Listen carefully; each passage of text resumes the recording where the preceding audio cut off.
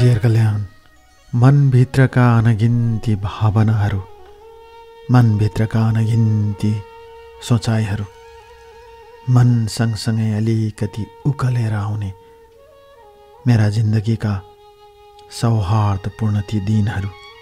कहिलेकाहीँ मनको मझेरीबाट झाँकेर हेर्छु आफूलाई, कहिलेकाहीँ मनको मझेरीबाट कतै दूर बस्तीमा गइरहेको परिकल्पना गर्छु। दुःखमा सुखमा पीडामा निरन्तर बगिरहने समयका यी आवेगहरू, समयका यी खोलाहरू, समयका यी हावाहरू कहाँ कहाँ पुगेर ठोकिन्छन्, कहाँ कहाँ पुगेर बदलिन्छन् र कहाँ कहाँ पुगेर बाटो अर्को बनाउन थाल्छन्, थाहै हुँदो रहेनछ। त्यही थाहा नहुने जीवनका यी बाटोहरू, कतै देख्न नसकिने यी जीवनका गोरेटोहरू कता कता पुगेर कसरी रङहरू बदल्छन् र कसरी आफ्नो स्वरूप र आफ्नो लयमा अर्को लय हालेर हिँड्छन्, बुझ्न सकिँदो रहेनछ। बुझ्न नसकिने पहेँलोको नाम रहेछ जिन्दगी, बुझ्न नसकिने एउटा यात्राको नाम रहेछ जिन्दगी। आज एउटा छ, भोलि अर्को हुन्छ।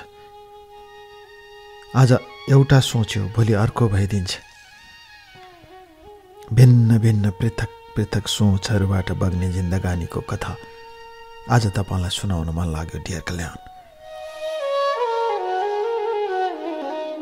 मेरो नाम अनिता चौधरी हो।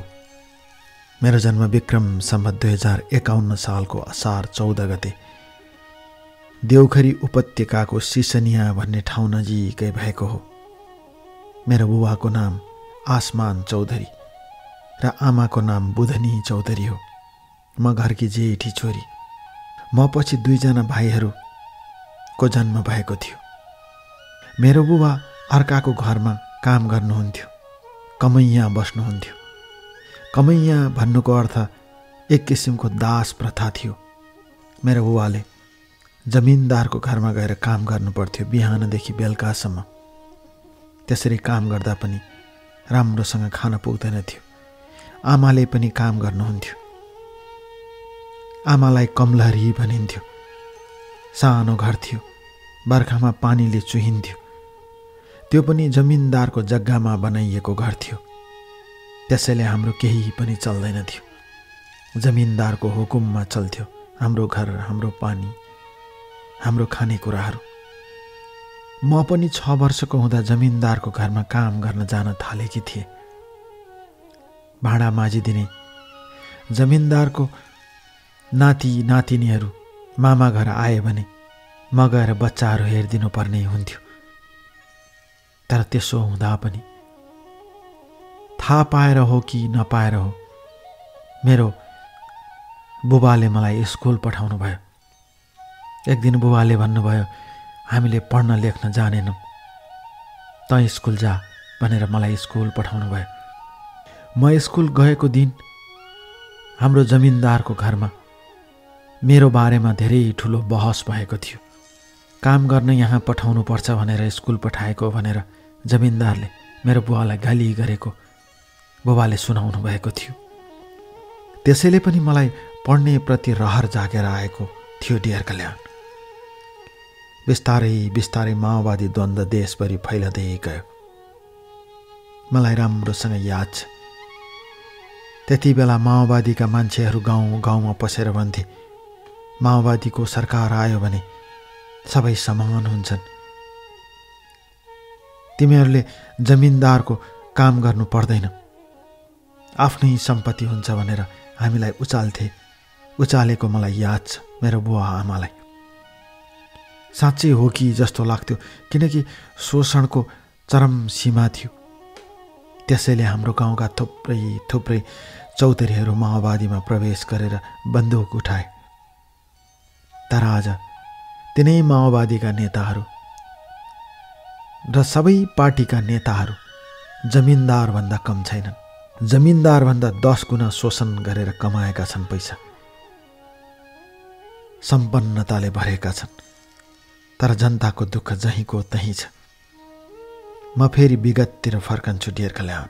कुरा विक्रम सम्वत 2058 सालको हो। मेरो बुबा जमिनदारको घरबाट काम गरेर फर्कँदै हुनुहुन्थ्यो। रातिको बेला थियो। घर अगाडि अलिकति बाँसको झ्याङ थियो। त्यहाँनिर सरकारी सेना र माओवादीको जम्का भेट भएछ। मेरो बुबा पछाडि पछाडि आउँदै हुनुहुन्थ्यो र दुवैको भागाभाग भएछ। मेरो बुबा सिधा मान्छे, म त घर जाने मान्छे भनेर हिँड्दै जानुभयो। तर कहाँबाट बर्सियो गोली। मेरो बुबाको छातीमा गोली बर्सियो। कसले हान्यो थाहा छैन। कसैले भने माओवादीले हान्यो, कसैले भने सेनाले हान्यो। तर मेरो बुबा मर्नुभयो। त्यसपछि साउहरू सबै अर्थात् जमिनदारहरू सबै काठमाडौँ गएर रातारात भागेर। त्यो घरमा बस्ने कोही भएनन्। हामीले घर हेरिदिनु पर्थ्यो। बुबालाई गुमाएपछि मेरो जीवनमा अर्कै सोच आउन थाल्यो, अर्कै परिवर्तन आउन थाल्यो। भाइहरू ससानै थिए। तर गरिबको के हुन्छ र, रोएर भए पनि खुवाएर भए पनि बाँच्नै पर्ने जिन्दगी। मेरी आमाले जमिनदारको घर हेरिदिनुहुन्थ्यो। पहिला जस्तो शोषण हुँदैन थियो, किनकि जमिनदारले काठमाडौँबाट फोन गरेर यसो गर उसो गर भन्थे। जमिनदारकै भान्सामा पकाएर खान्थ्यौँ हामीले। त्यहीँ बस, केही हुँदैन भन्थे। कहिलेकाहीँ जमिनदारहरू लुकेर आउँथे र दिनभरि आफ्ना सबै धानहरू, गहुँहरू, मकैहरू, सबै अन्नपातहरू मिलाएर राति नै कता कता जान्थे र अर्को दिन दिउँसो आउँथे। लुकी छिपी चल्थ्यो। यसरी दिनहरू बित्दै जान थाले। र त्यो द्वन्द्वको बेला पनि म स्कुल जान्थेँ। नाम मात्रको पढाइ हुन्थ्यो, तर पढ्न त पाएकी थिएँ। समय गुज्रदै गयो। मलाई पढाइमा रहर लाग्दै जान थाल्यो। र त्यसपछि बिस्तारै बिस्तारै कमलरीहरू विरुद्ध आवाजहरू उठ्न थाल्यो। कमैया विरुद्धको आवाजहरू उठ्न थाल्यो। र त्यति बेला नेपाली काङ्ग्रेसको सरकारले मुक्त कमैया घोषणा गरेको मलाई याद छ। त्यति बेला शेरबहादुर देउपा प्रधानमन्त्री थिए, मलाई त्यो पनि याद छ। तर मुक्त कमैया घोषणा गरे पनि व्यवहारमा लागू भएन।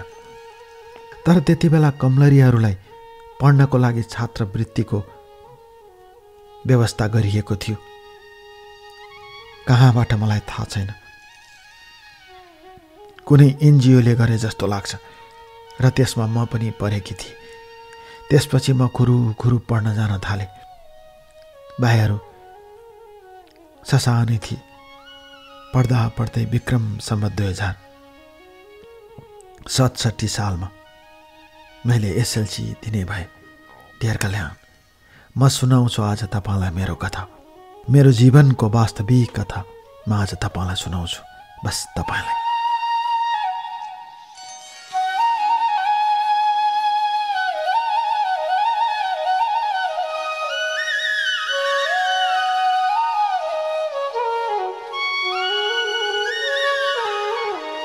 डियर कल्याण, मुटुभित्र रहेका थुप्रै थुप्रै मनका वाचनाहरू, मुटुभित्र रहेका मनका थुप्रै थुप्रै तिर्सनाहरू, मुटुभित्र रहेका दुःखका ती क्षणहरू, दुःखका ती पलहरू र मुटुभित्रै रहेका चोटका अनगिन्ती खाटाहरू।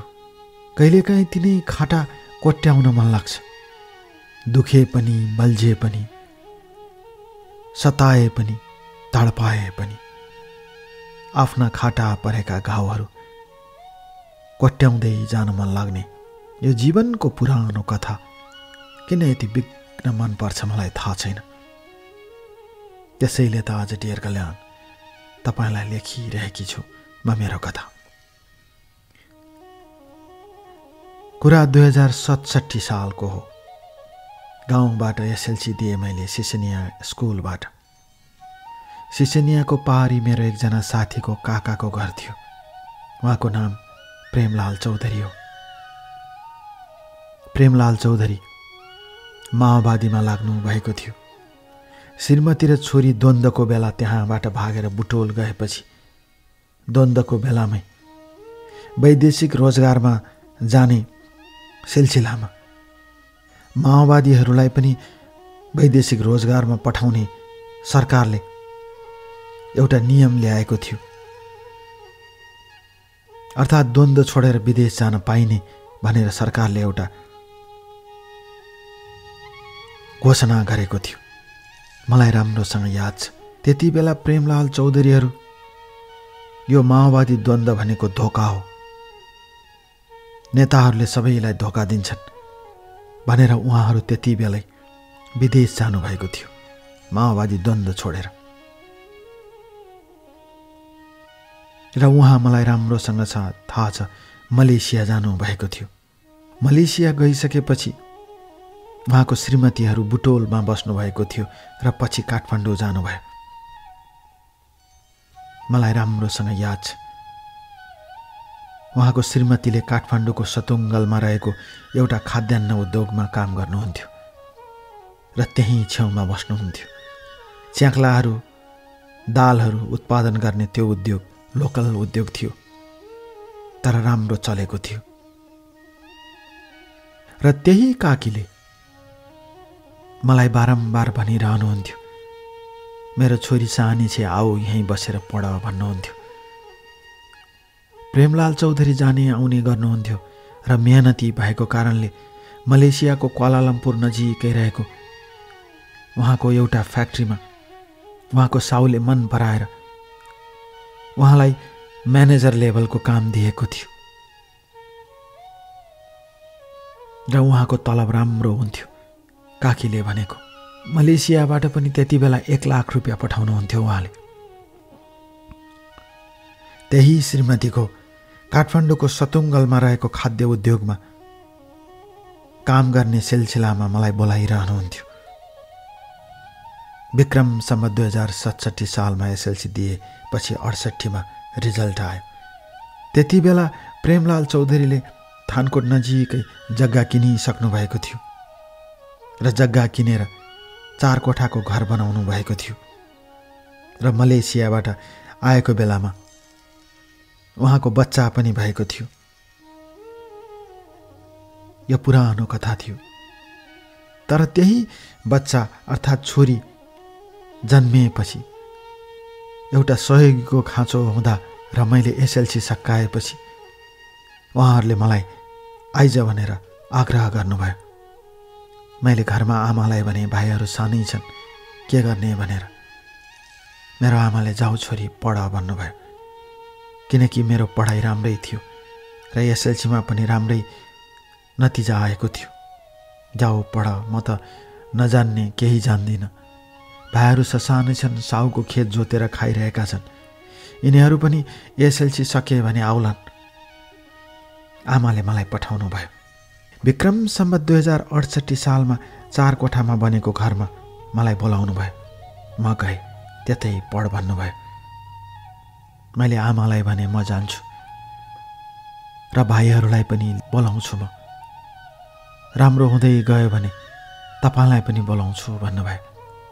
त्यति बेला आमा रुनुभयो आफ्नो श्रीमानलाई सम्झेर। कसले हान्यो तेरो बुवाको छातीमा गोली? थाहा छैन, अहिले पनि थाहा छैन।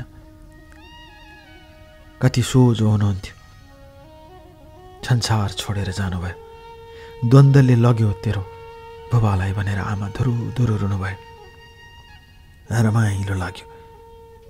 जे जस्तो भए पनि पुराना कुराहरू बिर्सनै पर्ने यो जिन्दगानीमा सबै कुरा बिर्से। काठमाडौँ आउने बेलामा आमाले बराबरी चामल दाल बनाइदिनु भयो। त्यही लिएर नाइट बसमा चढेर म काठमाडौँ आएँ। काठमाडौँ आएर सतुङ्गलमा ओर्लदा काकी मलाई लिन आउनु भएको थियो। म काकीको त्यही 4 कोठाले बनाएको घरमा गएँ। सानी छोरी थिए। अब छोरी हेर्छु म भनेर मैले काकीलाई भने, काकी खुसी हुनुभयो। त्यसपछि त्यहीँको स्थानीय स्कुलमा 11 कक्षामा पढ्ने कुरा भयो। अलिअलि एसएलसी दिएको बेला काम गरेको र खेतमा रोपाई गरेको अलिकति पैसा पहिले नै जम्मा गरेकी थिए। त्यही पैसा लगेर मैले त्यहाँको स्थानीय स्कुलमा भर्ना भएँ। जाने आउने खाने र काकीलाई सहयोग गर्ने सबै कुरा यथावत रहँदै गयो।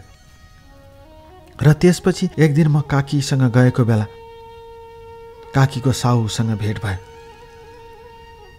उहाँ नेवार जातिको हुनुहुन्थ्यो। तिमीले पनि काम गर्ने भए गर भनेर मलाई आग्रह गर्नुभयो। गाह्रो काम हुन्थ्यो, त्यसैले जसले पाए त्यसले गर्न सक्दैनथ्यो। ती सबै सामानहरू प्याक गर्नुपर्ने, केलाउनु पर्ने गाह्रो काम हुन्थ्यो। नाङ्लोमा राखेर हेर्नुपर्ने, त्यति सुविधा सम्पन्न मेसिनहरू थिएनन्। मैले पनि त्यहाँ काम गर्न थालेँ। 2-4 पैसा हुन्थ्यो, आमालाई पनि पठाइदिन्थेँ, पढ्न पनि जान्थे र यता काकीलाई पनि सहयोग हुन्थ्यो। काकीको श्रीमान प्रेमलाल चौधरी बेला बेलामा आउनुहुन्थ्यो। मलेसियामा राम्रो भएकोले उहाँले छोड्ने मन गर्नुभएको थिएन। त्यसपछि उहाँले आफ्नै क्षमतामा, आफ्नै मेहनतमा त्यो कोठाको माथि फेरि 4 कोठा थप्नुभयो र तलको कोठा भाडामा दिने, माथि आफू बस्ने प्लान बन्यो। सानो ठाउँ थियो, तर पनि मेहनतले एउटा गरिबको छोराले काठमाडौँ उपत्यकाभित्र एउटा घर निर्माण गर्ने सानो कुरा थिएन। बीचबीचमा आउँदा भन्नुहुन्थ्यो प्रेमलाल चौधरीले, देख्यौ त मैले भनेको हो कि होइन, माओवादी युद्ध धोका हो, कसरी प्लान भए। अहिले सत्तामा बसेर महँगा महँगा सुटहरू र महँगा महँगा गाडी चढ्छन्। त्यही चढ्नलाई हो जनताका छोराछोरी मारेको। यो धोका थियो भनेर हामीले पहिले घोषणा गरेको, अहिले प्रमाणित भयो भन्नुहुन्थ्यो। राजनीति कुरा हामी बुझ्दैनथ्यौँ, हो भनिदिन्थ्यौँ र हो जस्तो पनि लाग्थ्यो। यसरी मैले त्यहाँ पढ्दै जान थालेँ ढेर कल्याण। समय गुज्रदै गयो। भावनामा बहकिने मनहरू बहकिँदै जान थाले। जिन्दगानीका क्षणहरू अगाडि बढ्दै जान थाले। एक दिनको कुरा हो ढेर कल्याण। माथिका कोठाहरू तयार भइसकेका थिए। काकीको पेटमा अर्को बच्चा थियो। उहाँ आमा बन्ने तर्खरमा हुनुहुन्थ्यो। डाक्टरले छोरा भनेकोले प्रेमलाल चौधरी मक्ख पर्नुभएको थियो र उहाँ जिम्मा मलाई लगाएर जानुभयो र त्यति बेला भन्नुभयो, अब माथि सर्ने र तलको 4वटा कोठामा भाडामा दिने भन्नुभयो। भाडामा दिने कुरा गरेको 1 हप्ता पछिको कुरा हो। म दिउँसो घरमै थिएँ, त्यति सन्चो थिएन। र त्यति बेला एकजना भर्खरको केटा र पछि पछि लागेर एकजना केटी हाम्रो घरको गेटभित्र छिरे। सानो गेट थियो, मोटरसाइकल मात्र हिँड्ने बाटो थियो, ठुलो गाडी चढ्ने बाटो थिएन। ढेर कल्याण गरिबहरूले बनाएको घर, मेहनतको घर, काठमाडौँको थानकोटमै भए पनि ठुलो गाडी आउन सक्दैन थियो। र त्यहीँनिर त्यही बाटो हुँदै भर्खरका केटा र केटी भित्र छिरेर घर भाडामा छ भनेर सोधे। मैले छ भने। कतिवटा कोठा चाहिने भने 2वटा भए पुग्छ भने। मैले हुन्छ भोलि आउनु न भइहाल्छ भनेर मैले सबै कुरा देखाइदिएँ। पानी राम्रो आउँछ, सबै कुरा देखाएपछि तिनीहरूले एक अर्कोलाई हेरेर मन परेको कुरा गरे र अर्को दिन कुरा गर्ने बाचाका साथ तिनीहरू त्यहाँबाट गए। त्यो दिन सम्झन्छु म, त्यो दिन कल्पन्छु म ढेर कल्याण। भावनाका ती गहिरा क्षणहरूमा, जीवनका ती गहिराइमा देखिने ती पलहरूलाई म आज पनि सम्झन्छु र सम्झनाको त्यही दायराभित्र मैले आफूलाई कैद गरेर हेर्ने मेरा ती क्षणहरू म आज पनि झझल्कोमा सम्झिरहन्छु, बस सम्झिरहन्छु।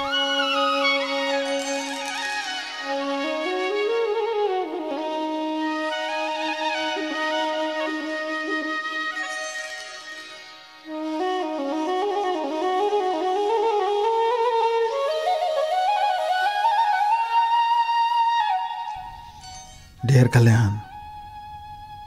मनका मझेरीहरूमा, मनका आवेगहरूमा, मनभित्रका ससाना झझल्कोहरूमा, मनभित्रका पीडादायी ती क्षणहरूमा कहिले आफूभित्र समाहित हुन नसकेर, कहिले आफू बाहिर हिँड्न नसकेर, कहिले कता मनको बलेसीमा, मनको मझेरीमा मैले आफ्ना भावनाहरूलाई, मैले आफ्ना जीवनका तरङ्गहरूलाई तरङ्गित बनाउने सपनाका साथ हिँडिरहेको मेरो जीवनको यात्राको मोड कसरी मोडिन्छ म सुनाउँछु ढेर कल्याण।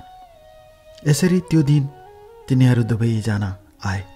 विक्रम सम्वत 2070 सालको कुरा हो ढेर कल्याण यो घटना। मैले +2 को इक्जाम दिएकी थिएँ त्यति बेला। भाइहरू गाउँमा गरिबीसँग लड्दै थिए, म यता सहरमा जिन्दगीको सङ्घर्षमा भिड्दै थिएँ। लडाइँ जारी थियो सबैको। मलाई राम्रोसँग याद छ, भदौको महिना, थानकोट वरपर मकैहरू बढेकोले गर्मी जस्तो लाग्थ्यो। त्यो दुवैजना गेट खोलेर आए। एकजना केटा एकजना केटी थिए। भर्खरै बिहे गरेको जस्तो लाग्थ्यो। भाडामा सोध्यो केटाले, मैले सबै कुरा भने। त्यसपछि उसले आफ्नो घर भालुवाङ भन्यो, केटीको घर स्याङ्जा भन्यो। केटी राम्री थिए। केटाभन्दा केटीको उमेर धेरै फरक लाग्थ्यो। मैले भोलि आउने भने यो कुरा अघि अवगत गराइसके ढेर कल्याण। अर्को दिन नभन्दै तिनीहरू आए। काकीसँग कुरा गरे। काकीले 2वटा कोठा दिने सहमति जनाउनु भयो। भाडा पनि तय भयो। उसले पर्सबाट झिकेर भाडा पनि तिरिदियो। हामीहरू सामानहरू सबै लिएर आउँछौँ भोलि भनेर तिनीहरू गए। अर्को दिन सामानहरू लिएर आए। गाडीभित्र छिर्दैन थियो। करिब 3 बजेतिर तिनीहरू आइपुगेका थिए। काकीले चिया बनाएर खान दिनुभयो। मलाई राम्रोसँग याद छ। त्यति बेला तिनीहरूले धेरै सामानहरू ल्याएर आएका थिएनन्। त्यसको करिब 2-3 घण्टापछि गाडीमा सामान बोकेर ल्याए। गाडीभित्र छिरेन। मैले काकीले सबैले सहयोग गरेर सामानभित्र सार्यो। त्यो दिन तिनीहरूले हाम्रोमै खाना खाए। र केटाको घर भालुवाङ भनेपछि भालुवाङ र काकीको घर र म जन्मेको ठाउँ नजिकै भएकोले हाम्रो आत्मीयता तुरुन्तै बढिहाल्यो। केटाको नाम मनोज थियो। मनोज भुजेल भन्थ्यो केटाले। मनोज भुजेल बसाइ सरेर भालुवाङ आएको कुरा उसले जाहेर गर्यो। र त्यसपछि केटीको नाम रन्जिता थियो। दुवैजना त्यहीँ बस्न थाले। त्यो दिन त्यत्तिकै भयो। अर्को दिन मैले बुझ्दै गएँ केटा वैदेशिक रोजगारमा गएको केटा फर्केर आएको रहेछ बिहेको लागि। केटीसँग भेटघाट भएको रहेछ। पहिलेदेखि नै चिन्जान रहेछ। केटीको घर स्याङ्जा र केटी टुहुरी रहेछ, अर्थात् बुबा आमा नभएको। अर्काको घरमा काम गर्न बसेको केटीलाई उसले विवाह गरेर ल्याएको रहेछ। तर मनोज उसलाई पाएर असाध्यै खुसी थियो। केटी पनि खुसी थिए। उनीहरूको कुराबाट त्यही कुरा झल्कन्थ्यो। उनीहरू आएर तल बसे। बिहानै निस्कन्थे, बेलुका आउँथे। केटाको घरमा परिवारमा को थियो थाहा भएन। केही छेनमै बसेको माया पिरतीले केटीको गर्भमा बच्चा बस्यो। त्यसपछि केटालाई बाहिर जानुपर्ने बेला आयो। उसलाई कामबाट बोलाइयो। नजाउँ भने भाडा कसरी तिर्ने, जाउँ भने भर्खरकै श्रीमती, पेटमा बच्चा छ। एक दिन केटाले लामो सुस्केर हाल्यो माथि आएर। म र काकी थियौँ। काकीका छोराछोरीहरू खेल्दै थिए। र त्यसपछि उसले आफ्नो दुःख सुनायो। धेरै दुःख गरेर वैदेशिक रोजगारमा पुगेको, कतारको वैदेशिक रोजगारको लागि ऊ गएको रहेछ। फर्केर आएको, फेरि कम्पनीले बोलाएपछि ऊ गयो। कम्पनी राम्रो छ त्यसैले जानुपर्छ भन्यो। आँखा भौरी आँसु ल्याए। मैले र काकीले भन्यो चिन्ता नगर, हामी हेर्छौँ भने भन्नु पर्यो र ऊ सबै जिम्मा हामीलाई लाएर गयो। उसको बुबा आमाले उसलाई बिहे गरे मन पराएको जस्तो लागेन हामीलाई। बुबा आमाले गाउँकै केटी, घरखेत गर्ने केटी बिहे गर भनेको, तर मैले रन्जितालाई बिहे गरेँ। पिरती बस्यो त म के गरौँ भनेर केटाले आफ्नो मनको कुरा पोख्यो मनोजले। र त्यसपछि मनोज कामको सिलसिलामा ऊ उड्यो एयरपोर्टसम्म। म, काकी र रन्जिता गएका थियौँ। रन्जिताको पेटमा बच्चा बढ्दै गयो र त्यसपछि बच्चा हुने दिन आयो। आएको दिन उसले काकीलाई मलाई फोन गरेर रोयो, तपाईँहरूको गुण कहिल्यै बिर्सदैन भनेर। हामीले सबै ठिकै छ, चिन्ता नगर्नु भन्यो। त्यसपछि उसको छोरी जन्मियो। त्यहीँ थानकोटको एउटा स्थानीय अस्पतालमा छोरी जन्मिएपछि ऊ खुसी भयो। म बिदा मिलाएर आउँछु भन्यो। त्यसपछि रन्जितालाई हामीले घरमा ल्यायौँ। उसले पैसा पठाइदिन्थ्यो। त्यति बेला पनि डियर कल्याण 80,000 पठाउँथ्यो उसले। 80,000 को कमाई भनेको राम्रै कमाई मानिन्थ्यो। उसले भन्थ्यो मैले केही पैसा राखेको छैन, सबै पठाएको छु भन्थ्यो। यसरी दिनहरू बित्दै जान थाले, समय गुज्रदै जान थाल्यो। दिन हप्तामा, हप्ता महिनामा परिवर्तन हुँदै जान थाल्यो। र छोरी जन्मेको केही महिनापछि मनोज आयो। खुसियाली छायो। ऊ भालुवाङ गयो, घरमा गयो, ससुराली गयो, सबै ठाउँ घुमेर ऊ आयो। उनीहरूको माया फेरि उस्तै थियो डियर कल्याण। र ऊ जाँदा फेरि पेटमा अर्को बच्चा बस्यो। काकीले भन्नुभयो कति बच्चा जन्माउन मात्र जानेको। मनोजले लाज मान्यो। मलाई राम्रोसँग याद छ र पुलुक्क मतिर हेऱ्यो। म केही बोल्ने कुरै थिएन। यसरी एउटा परिवारसँगको सामिप्यताले कसरी जीवनमा अर्को पाटो खेल्छ, कसरी जीवनमा अर्को पाटोको कहानी लिएर आउँछ, म सुनाउँछु डियर कल्याण आज तपाईँलाई मेरो साँचो कथा, बस मेरो आफ्नो कथा।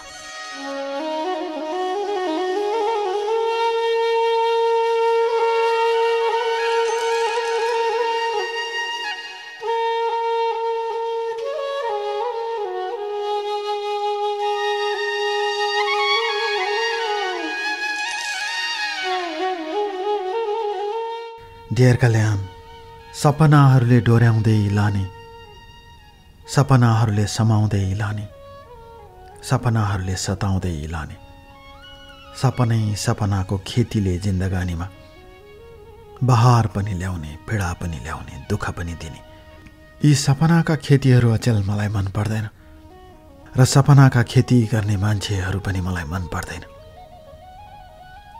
किन यति विघ्न सपनासँग डराउँछन् मान्छेहरू र किन यति विघ्न सपनासँग रहर गर्छन् मान्छेहरू, भोग्नेलाई थाहा हुँदो रहेछ। यसरी मनोज रोजगारीको सिलसिलामा विदेश उड्यो। श्रीमतीको पेटमा अर्को बच्चा बसेपछि अर्थात् रन्जिताको। र त्यो बीचमा त्यो घरमा अरू 2टा परिवार पनि आइसकेको थियो। काकीले मान्छेहरू ल्याएर भाडामा राखिसक्नु भएको थियो। माथिल्लो कोठा पनि एउटा भाडामा थियो। 3टा मात्र हामी चलाउँथ्यौँ। त्यसैले घरभरि मान्छे हुन्थ्यो। रन्जितालाई पहिले जस्तो हेरचाह त्यति हुँदैन थियो, किनकि म पनि कलेज जानु पर्थ्यो, काकी पनि काममा जानुपर्ने। हामी आफ्ना बच्चाहरूको रेखदेख गर्न र आफ्नै काममा व्यस्त भएपछि रन्जितासँगको सामिप्यता पहिले जस्तो रहेन। एक दिनको कुरा हो, एकजना केटा मान्छे घरमा आयो। रन्जिताले मामाको छोरा भनी केटा राम्रै थियो, नमस्कार गर्यो र त्यो केटा फाट्टाफुट्टा आइरहन्थ्यो। हामीले मामाको छोरा भन्यौँ, वास्ता गरेनौँ, वास्ता गर्ने कुरा पनि भएन। त्यो बीचमा रन्जिताले छोरालाई जन्म दिए। मनोज आउने जाने पनि चलिरहन्थ्यो, सबै कुरा ठिकै थियो। विक्रम सम्वत 2072 सालको ज्येष्ठमा मनोज आयो र त्यति बेला ऊ भालुवाङ जाने भन्यो र म पनि आमालाई भेट्न जानुपर्ने भएकोले हामीसँगै गयौँ। रन्जिता पनि गई। बाटोमा रन्जिताले मसँग धेरै कुरा गरी। मलाई मनोजको घरका बुबा आमासँग जान मन लाग्दैन भने मैले सम्झाएँ त्यसो गर्नु हुँदैन। पुराना पुस्ताका मानिसहरू अलिकति बुझ्दैनन्, हामी छोरी मान्छेले सहनुपर्छ भने। मेरो कुरामा मनोजले सहमति जनायो, तर रन्जिता रिसाई। बाटोमा बस रोकेको उसले खानै खाइने। ससाना छोराछोरीहरू थिए, सबै मनोजले रेखदेख गर्थ्यो। बसभित्र हुल्ने ओह्राल्ने, तिनीहरूलाई टोयलेट लैजाने, खाना खुवाउने सबै कुरा गर्थ्यो। रन्जिता बाटोभरि मलाई आउनै मन नलागेको जबरजस्ती मनोजले ल्यायो भनेर चिन्ता गरिरहन्थे। फोनमा कुरा गरिरहन्थे। मनोजले धेरै माया गर्थ्यो उसलाई। त्यति बेला मनोजले भनेको, स्याङ्जाको गाउँमा यो एकजनाको घरमा काम गर्न बसेकी थिए। मलाई राम्री लाग्यो र मैले बिहे गरेर ल्याएको, भगाएर ल्याएको। यसैको मायामा परेर म विदेश गएको, पढाइ छोडेर। मलाई यो असाध्यै मनपर्छ भने। रन्जिता पनि ठिकै थिए, तर 2वटा बच्चा भइसकेपछि रन्जिता रिसाउँथे धेरै। मनोजले फकाउँथ्यो। नेपाल आएको बेला देखेको त्यही हो। यसरी भालुवाङमा ओर्लिए तिनीहरू। ल भेटौँला भनेर म गएँ र त्यसको करिब 1 हप्तापछि म फर्कन थाल्दा मनोजसँग भेट भयो। किनकि नजिकैको भएकोले मैले रन्जिता खोइ भनेर सोधेँ। ऊ त बुबा आमासँग बस्दैन भनेर माइती हिँडी भनेर उसले भन्यो। कहाँ गई त? माइती। छोरा र छोरी दुवै लिएर गई। उसको माइती छोरा भनेको होइन, उसको एकजना मामाको घर छ त्यहीँ स्याङ्जा वालिङ बजारमा, त्यहीँ गई। पछि पत्ता लगाउँदा ऊ त्यहाँ गएकी छैन रहेछ। मैले त्यो कुरा मनोजलाई भनिनँ, भन्ने जरुरी पनि थिएन। त्यही मामाको छोरासँगै गएकी रहेछ। पछि छोरीबाट थाहा पाएको हामीले। मनोज फर्केर गइसकेपछि अब अलिकति गाह्रो हुन थाल्यो हामीलाई, मलाई र काकीलाई। त्यो केटा बारम्बार आउने। एकपटकको कुरा हो ढेर कल्याण। त्यो केटा राति आयो। रन्जिता पसल जान्छु भनेर निस्की र त्यति बेला काकी पनि पसलमा जानुपर्ने भयो, बिहानको लागि पाउरोटीहरू किन्न, बच्चाको लागि, आफ्नो लागि भनेर। त्यति बेला रन्जिताले ठुलो बोतलमा रक्सी किनेको देखी। रक्सी नखाने केटीले किन रक्सी किने भनेर काकीले सोधिरहनु भयो। सायद मामाको छोराले होला भनेर। मामाको छोराको बारेमा साधारण कुरा मनोजलाई थाहा थियो, तर त्यति गहिरोसँग कसैले सोचेको थिएन। राति करिब 2 बजेतिर म उठेँ। हल्का गाईगुई कुराहरू सुनिरहेको जस्तो लाग्यो। के गर्दै रहेछन् भनेर नजानिदो पाराले म तल ओर्लेँ र रन्जिताको कोठातिर गएँ। सधैँ सधैँ पर्दा लाग्ने त्यो घरको पर्दाको पछाडितिरको भाग अलिकति खुलेको थियो। भित्रतिर बच्चाको लागि एउटा खेलौना राखेकोले खेलौनाको मथिल्लो भागले अलिकति पर्दा खुलेको थियो डियर कल्याण। त्यही पर्दाबाट भित्र हेरेको रन्जिता र केटा नाङ्गै बिस्तारामा सुतिरहेका थिए। उनीहरूले आपत्तिजनक क्रियाकलाप गरिरहेको मेरो आँखाले देख्यो। मेरो मनमा चिसो पस्यो डियर कल्याण। केटा दिनरात खटेर पैसा पठाएको छ। केटाले साराका सारा पैसा पठाएको छ केटीको लागि, कहीँ कतै घडेरी किनौँला भनेर। तर केटी सबै पैसा त्यो केटालाई माथि खर्च गरिरहेको जस्तो लाग्यो डियर कल्याण मलाई। केटालाई भनौँ कि नभनौँ भयो। अर्को दिन बिहान मलाई रन्जिताले बोलाइ आफ्नो कोठामा। म गएँ, मलाई फुर्सद थिएन। उसले भनी डाक्टरकोमा जानु पर्नेछ भनेर उसले आफ्ना दुःख सुख सुनाई। मलाई सन्चो छैन भनी। रातभरिको दृश्य मैले देखेको थिएँ। बिहान के को नाटक गरेको होला भने मनमा नै।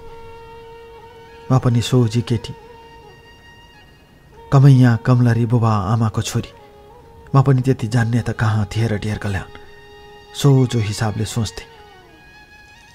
र त्यसपछि म त्यहाँबाट क्याम्पस गएँ र काममा पनि जानु पर्थ्यो। काकीको साथी थिएँ म।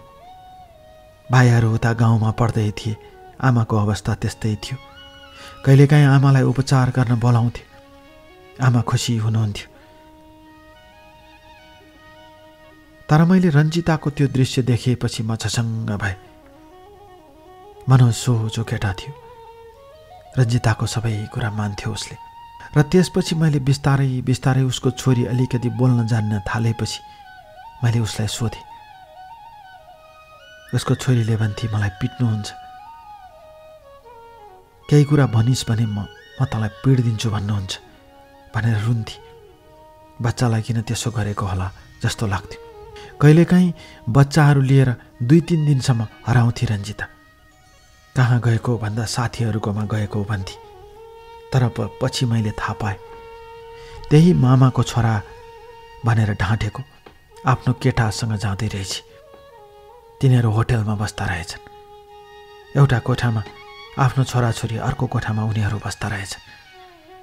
त्यो पनि मैले पत्ता लगाएँ डियर कल्याण। अब मनोजलाई कसरी भनिदिने, उसलाई कसरी यो दुर्भाग्यबाट बचाउने मैले सोच्न थालेँ। र एक दिन मैले यो कहानी काकीलाई भने। काकीले पत्याउनु भएन। र त्यसपछि काकीले धेरै कोसिस गरेपछि र काकीले आफ्नै किसिमले बुझ्न थालेपछि एक दिन काकीले पनि थाहा पाउनु भयो मैले भनेको कुरा सत्य रहेछ। अब मनोजलाई भन्नु पर्यो भन्ने कुरा आयो। त्यसपछि काकीले मनोजलाई फोन गर्नुभयो र उसले भन्यो कहिले आउने भनेर। हप्ता, महिना, वर्ष बित्दै गइरहेको थियो डियर कल्याण। 74 सालको कुरा हो यो। म सुनाउँछु आज तपाईँलाई मेरो कथा। विक्रमसम्म 2074 सालको दशैँमा मनोज आउँछु भन्यो। र मनोज आउन थालेपछि काकीले रन्जितालाई सबै कुरा भन्नुभयो। तिमीले यसो गर्नु हुँदैन। हेर कति मेहनत गरेको छ। पसिना खुन पसिना चुहाएर अहिले तिमीलाई कति पैसा पठाउँछ। 1 लाखभन्दा बढी पठाउँछ महिनाको। केटाले गरेको पसिनाको कमाइलाई तिमीले कति बचाएकी छेउ भनेर काकीले सोध्नुभयो। रन्जिता मेरो काकीसँग झगडा गरी उसकै छोराछोरीमा खर्च गरेको छु। बोर्डिङको फी कति महँगो छ हिसाब किताब देखाई। त्यसले त्यस्तो भन्ने म त्यसलाई छोडिदिन्छु भनेर उल्टै घुर्की लगाई। म सुनाउँछु डियर कल्याण। तपाईँलाई आज मेरो जीवनको कथा दिल खोलेर सुनाउँछु। बस दिल खोलेर।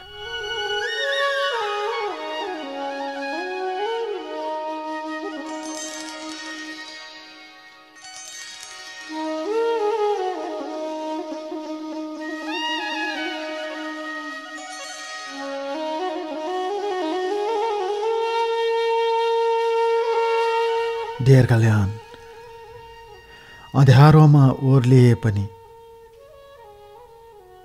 उज्यालोको झोकाहरूले अँध्यारोलाई मेटेर लगे पनि मनभित्रको अँध्यारो मेटिँदो रहेनछ। मनभित्रको अँध्यारो मेटिन त मनभित्र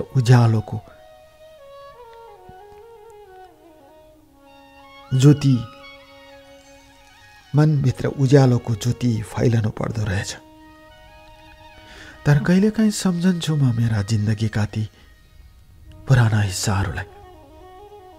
एउटा मान्छेको जिन्दगानीको कथा चलचित्रको कथा जस्तै मैले हेरिरहेकी थिएँ।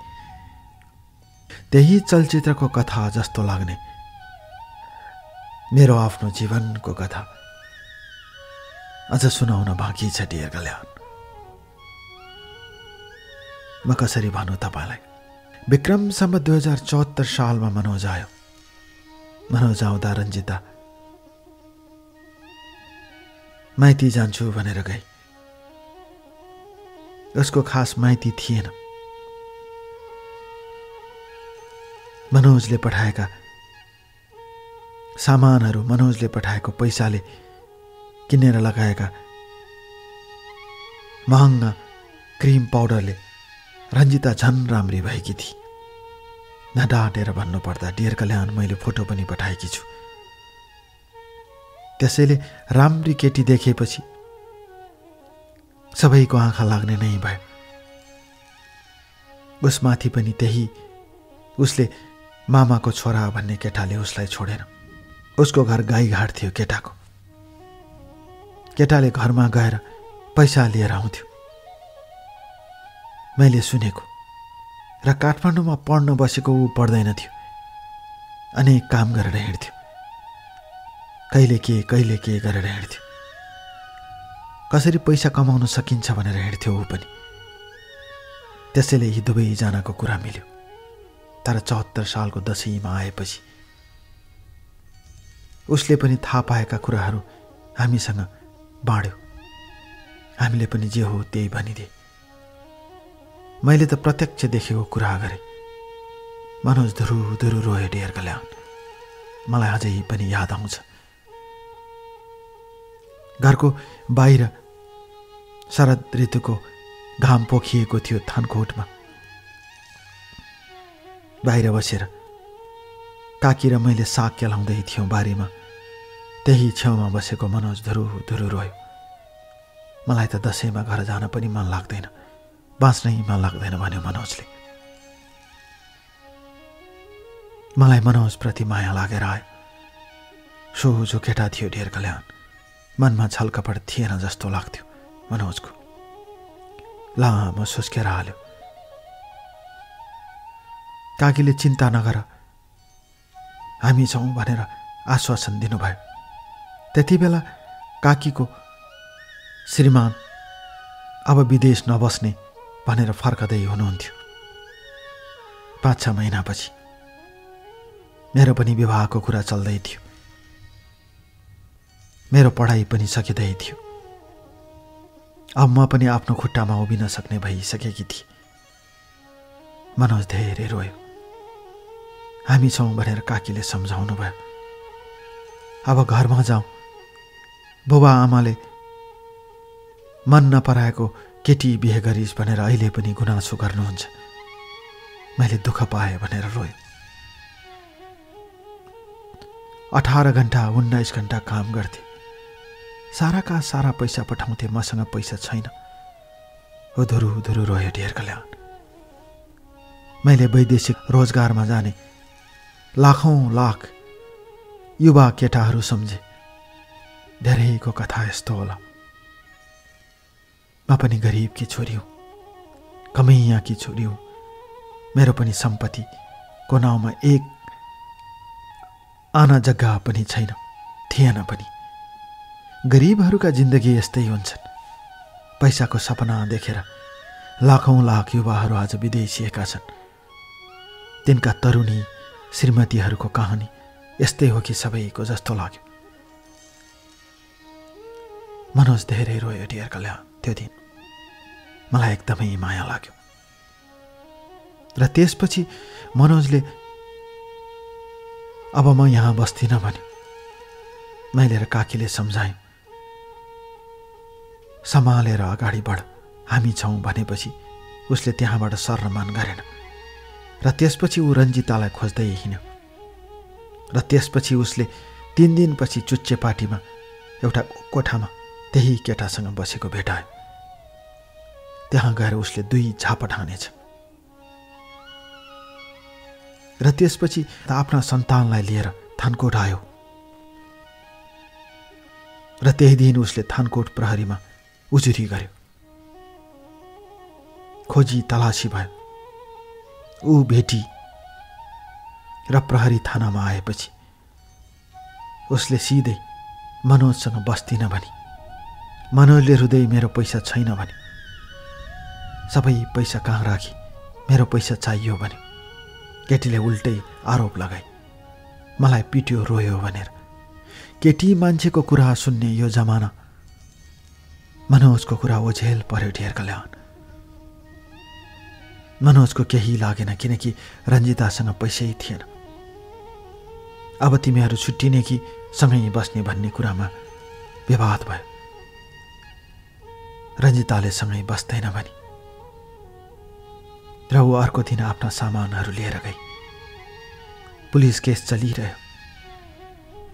मनोजको जाने दिन आयो।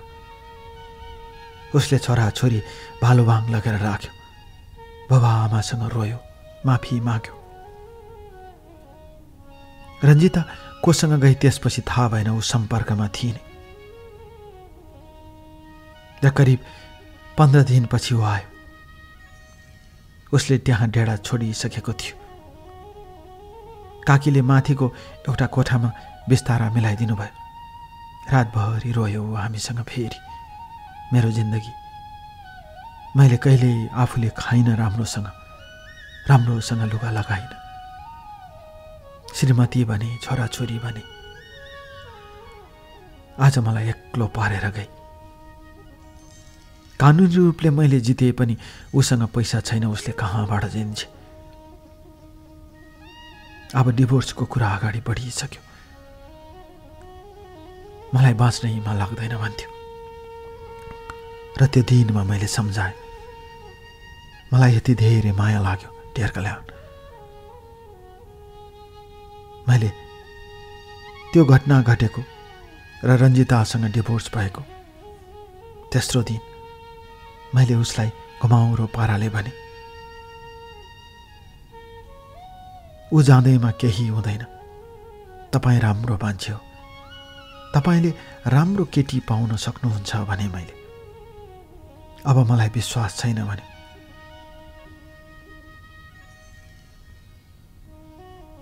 त्यस्तो केटीलाई, टुहुरी केटीलाई राम्रोसँग खान पाउँदैन थिए, उसलाई बिहे गरेर ल्याए। आज मेरा हात, ठेला उठेका हातले कमाएको पैसाले, किनेको क्रिम पाउडरले ऊ राम्री भएर आज मलाई छोडेर हिँडी। मलाई कोही केटीमाथि विश्वास लाग्दैन भनेर रोयो। मात्रै मेरो बच्चाहरूको भविष्य के हुन्छ भनेर ऊ रोइरह्यो। र त्यति बेला मैले भने, तपाईँको बच्चाहरू म हेर्छु, मलाई विश्वास गर्नुहुन्छ कि हुन्न भनेर प्रश्न राखे। उसले पुलुक्क मतिर हेऱ्यो र आँखाको आँसु पुछ्यो ढेर कल्याण। सम्झनामा आइरहने यादहरू, सम्झनामा भेटिरहने ती मनहरू आज पनि कतै तुस नलागेका मेरा यी बातहरू, आज पनि कतै भेट्न नसकेका मेरा यी बर्बादीहरू साराका सारा उठाएर मैले प्रण गरेँ र मनोजलाई त्यही पल भने, तपाईँ असल मान्छे हुनुहुन्छ। मैले मात्र होइन, काकीले पनि भनेको। मैले काकीलाई पनि सोधेँ। काकीले मलाई मौन स्वीकृति दिनुभयो। तपाईँ चिन्ता नगर्नुहोस्, तपाईँले चिन्ता मान्नु हुँदैन भने, तपाईँलाई अप्ठ्यारो लाग्दैन भने, म चौधरीको छोरी हुँ, म तपाईँलाई साथ दिन्छु भने ढेर कल्याण। र यतिसम्म भने कि यदि तपाईँले चाहनुहुन्छ भने म तपाईँसँग बिहे गर्छु भने। म सुनाउँछु ढेर कल्याण आज तपाईँलाई मेरो कथा, मेरो जीवनको वास्तविक कथा आज म तपाईँलाई सुनाउँछु, दिल खोलेर, बस दिल खोलेर।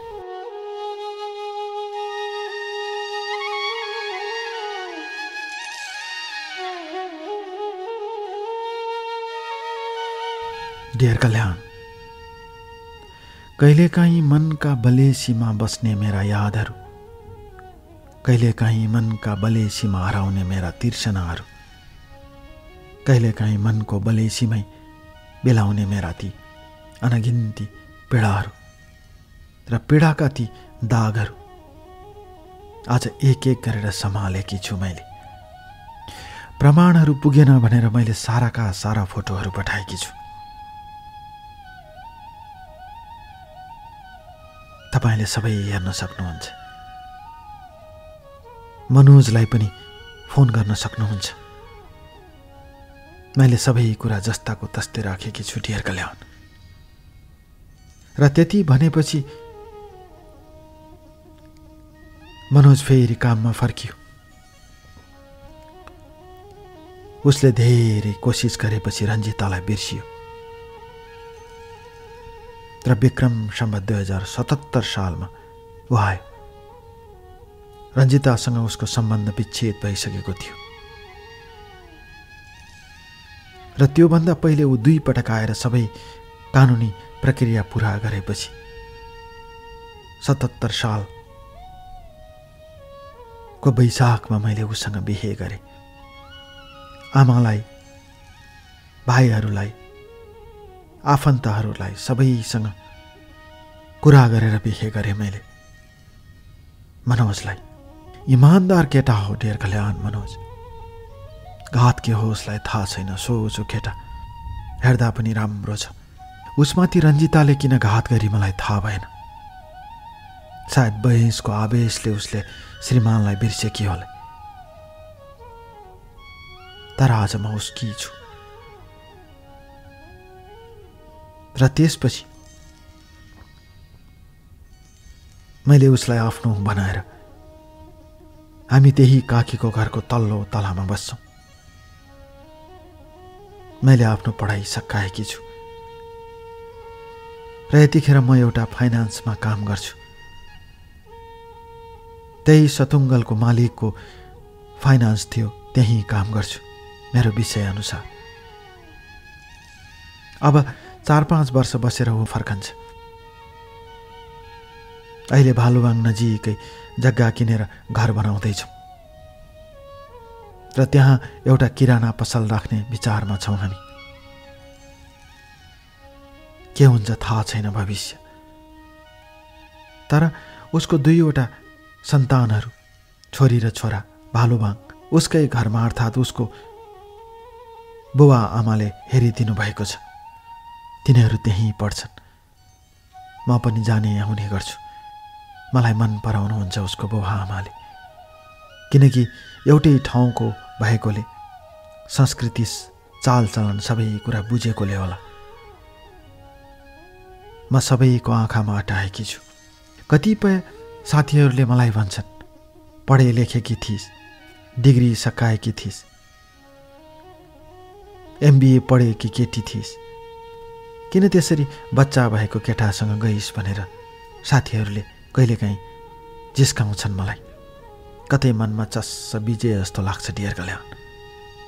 तर अर्को पाटोबाट सम्झन्छु, त्यति सोझो केटालाई रञ्जिताले घात गरी।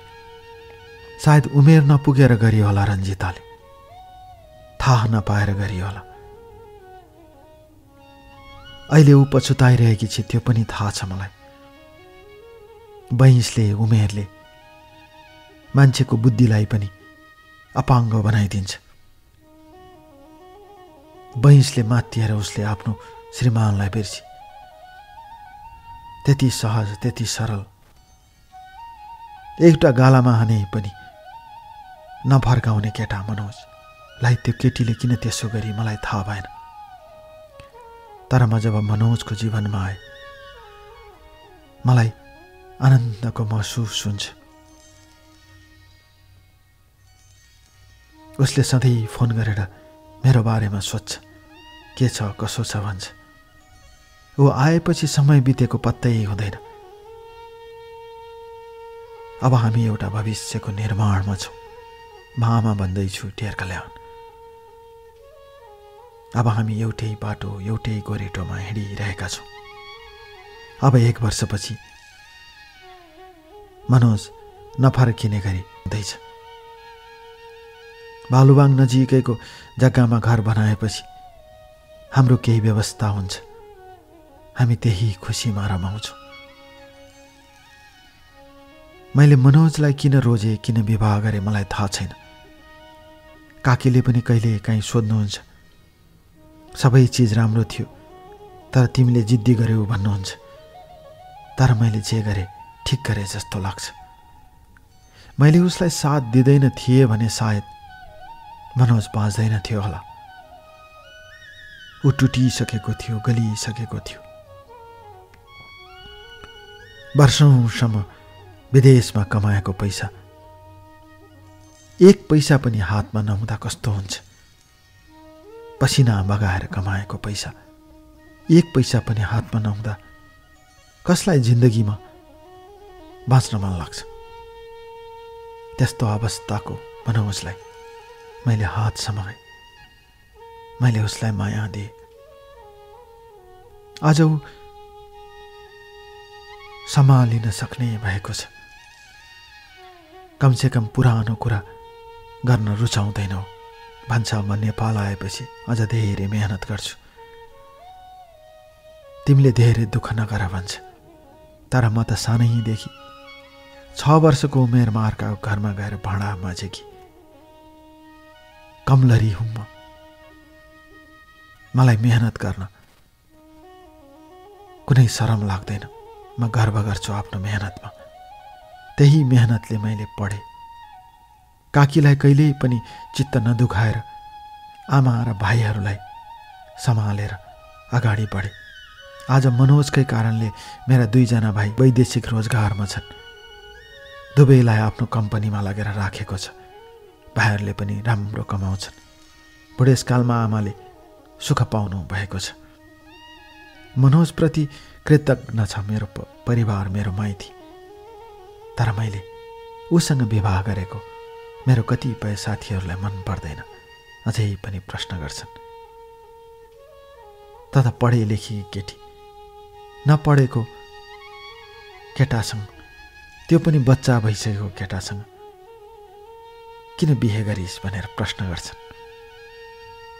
मसँग उत्तर छैन, किनकि मनोजलाई मैले मनदेखि चिने र मनदेखि माया गरे, मनदेखि स्नेह गरे। डियर कल्याण, डाँटेको होइन, मेरो हृदयमा बस्यो। आज म उसलाई पाएर खुसी छु। त्यसैले मसँग जवाफ छैन। मायामा जवाफ हुँदो रहेनछ। मायामा प्रश्न पनि हुँदैन, मायामा जवाफ पनि हुँदैन। मायामा प्रश्न हुँदैन र मायामा उत्तर पनि हुँदैन। त्यही उत्तरविहीन जिन्दगीमा म हिँडिरहेकी छु। त्यही मनोजको साथमा र अझै हिँडिरहनेछु लगातार। त्यहिलेसम्म मृत्युले जीवन पर्खे चाहिँ म उसलाई पर्खिरहनेछु र उसको साथमा हिँडिरहनेछु सधैँ सधैँ। यही प्रतिज्ञाका साथ मैले यो कथा लेखेकी र यो कथा सुनिरहनुभएका सबैलाई म यही भन्न चाहन्छु। मान्छेसँग पैसा हुन्छ, मान्छेसँग पैसा हुँदैन। यो संसारमा कोही गरिब हुन्छन्, कोही धनी हुन्छन्। कसैसँग धेरै पैसा होला, कसैसँग थोरै पैसा होला। कसैलाई गाह्रो होला, कसैलाई सहज होला। तर जे जस्तो भए पनि जीवनमा सन्तोष लिनुपर्छ। आफूसँग जे छ, आफूसँग जस्तो छ त्यसैमा रमाउन सक्नुपर्छ। अरूको हेरेर हिँड्नु हुँदैन जस्तो लाग्छ। मलाई धेरैले भन्छन्, त यस्तो थिइस्, किन यस्तो भइस् भनेर। तर म मनोजसँग र मनोजको जीवन यात्रामा हिँडेपछि मेरो आत्मसन्तुष्टि बढेको छ। म खुसी छु र म यही खुसी सधैँभरि रहिरहोस् भन्न चाहन्छु। बस सधैँभरि, बस सधैँभरि।